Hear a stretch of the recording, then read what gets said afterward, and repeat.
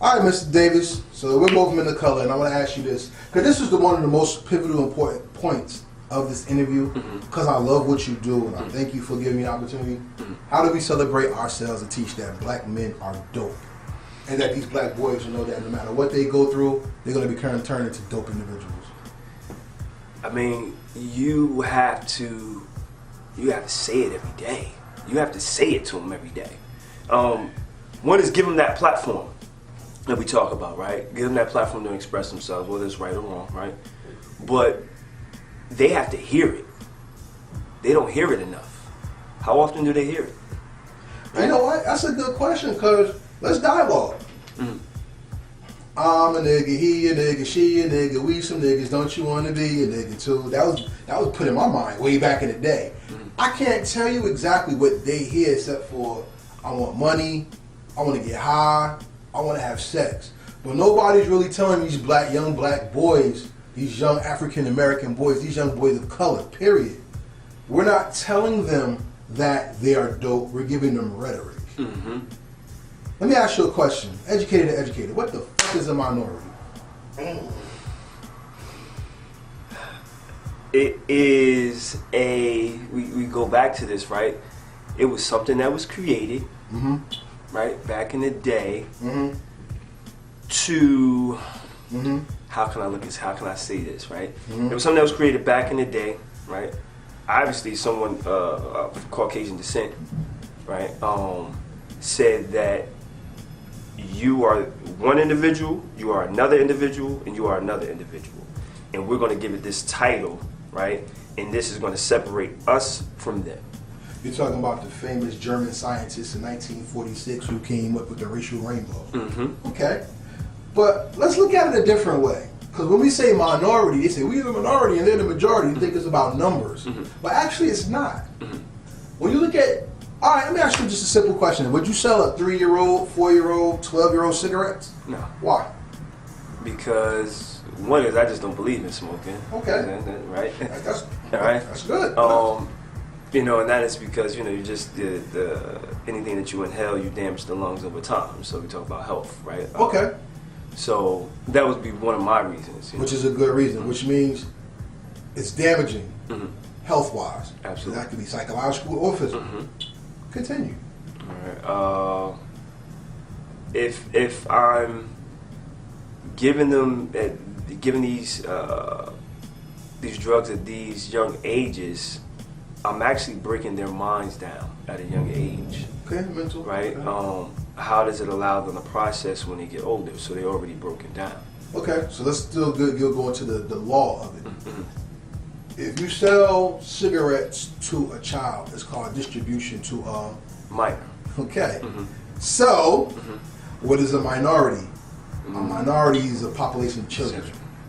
So when you call yourself a minority, they're saying you're raised under the state, so they own you. So minority doesn't have to be about race; it's about political and economical power. Absolutely. So we're minorities.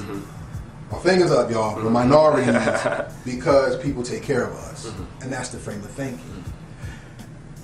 How do we start teaching our young men that you're not a minority, that everything you do or will do matters to the point where it affects the world, not only the block or the people you're around? And that's what we go about, is saying to them over and over again that they're dope, that they're kings and queens, right? Kings, right? Not allowing them to, like, you shouldn't have any fear. So these things have been created to put fear in us. And if there is fear, it limits us, right? And if we're limited, then only you're going to have a few that are going to conquer the fear, right?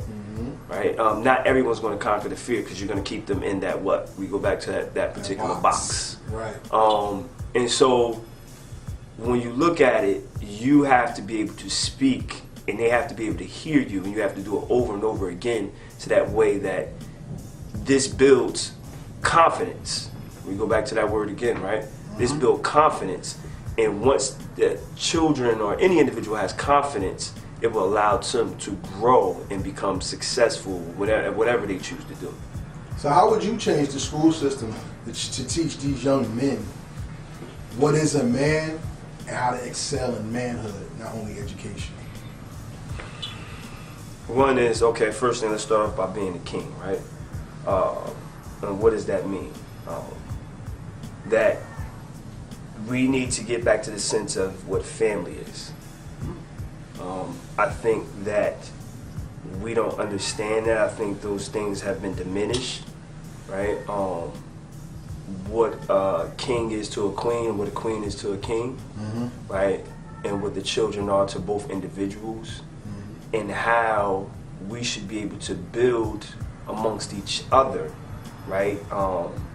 To create a platform for our children that us as a king and queens should be able to create an empire, right, with our family, okay? And if we can do that, we can actually start to create the conversation of making those things, steering those things back in the right direction, right? I think family is the biggest thing. I think that's where it starts. And then once you do that, you can also help to, whether you choose to educate your child, right? So now you have two individuals, right? Two like-minded individuals who are working together to benefit their children, to steer them in the right direction, okay? We are now alone, I would say. It's not a lot of single-family homes that are taking care of children. And so that's the beginning of the breakdown, right? And so if we don't make that better, right, how can we even get them into a world of education, because they already had that traumatic experience? So that goes back into PTSD, trauma. It goes into a lot. And young boys go through a hell of a lot. Right now, we see young men of color in total Armageddon right now. Where it was a picture I posted up. I don't know if you've seen it. It was a picture of a young man, and it was a police officer with a gun at his right temple, and the dude from the hood with the gun at the other side of his temple. And what the crazy part was, if you look at how they hold the guns, the dude in the hood had better pistol knowledge than the cop, which is crazy, because that's another aspect of that picture. Men of color are getting attacked in every aspect of life, whether it's the law, the hoods, the neighborhoods they live in, entertainment, where a person of color is always a stepping fetcher, somebody gets killed, or I hate to say this, but alternative lifestyles or what defines them to other people's cultures, violence, etc. I must ask you, with that in mind, I give you this principle. A man in history once said, a people is defined by the strength and character of its woman and by the music in which that community makes. Young men today see women with, I ain't gonna lie, the women today look great. I ain't gonna lie. Fake body parts or not, they look great. But the examples of women that we see on television have gone from Miss Huxtable to Love and Hip Hop, where every woman is throwing drinks and wants to fight. We see the man being James Evans, strong, take care of his family, to the guy who's mocked by his woman and scared of her. We see images of men of principle being forgotten about, but the comedian being upheld. How do we fix that? I mean, I could say this is I don't know how. I mean, all I can say is that you have to be able to, maybe we go back to this, if I can say 25 young boys, right? But teach them how to be a man, right? Right, in my own particular way, right? Whatever that means. And you're talking about positivity, right? Being positive, young black male, showing them many different things of life, right? And not just what's in the school, but also being able to handle themselves outside of the school as well too, right? And when they're talking about just handling themselves in the street, we're talking about intelligently. And then we go back to the sense of family, how they should raise a child, how they should be there for their queens, right? and you know, and then you will hope that this would steer them in the right direction. That, you know, if one out of the 25 is able to do that, then they raise their children the right way, and now they create this culture, and now it all spreads off to other individuals. You know, that's the only way, right? But we need it for all of our black men, right? We as black men also have to join in this, even though we've all made mistakes, right? We've all made mistakes, right? And I think that's the biggest thing, being able to be humble and say, you know what, we've made these mistakes, whether we've been there for our black queens or not, you know, it's time that we need to work together because our children are suffering from all of these different things that's been going on, and team up and put our differences aside and try to figure out, you know, so we can create a good life for our children, you know, for years to come.